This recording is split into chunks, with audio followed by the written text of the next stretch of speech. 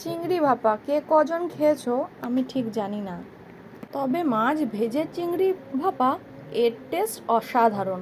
একবার ট্রাই করে দেখো বন্ধুরা। এখানে আছে নারকোল, সর্ষে, পোস্ত, কাঁচা লঙ্কা, আরও ইত্যাদি যা যা দিতে হয়। সর্ষের তেলটা কিন্তু অবশ্যই বেশি করে দিও। ছোটবেলায় যখন মাছ ধরতে যেতাম তখন মা বাবারা কী বকাবকি দিত, তাই না? আজকে যখন বড় হয়ে নিজে বৃষ্টিতে ভিজে ছাতা নিয়ে মাছ কিনতে যাই, তখন আর বকার মতন কেউ থাকে না। সংসারে নানান রকম কাজে বেঁচে থাকি, আর বোঝাই যায় না কখন করে সময় পেরিয়ে যায়। তো ভাপাটা মাছটা ভেজে আমি করেছি, তোমরা দেখে নাও পুরো রেসিপিটা। ভালো লাগলে অবশ্যই লাইক করো, কমেন্ট করো, শেয়ার করো।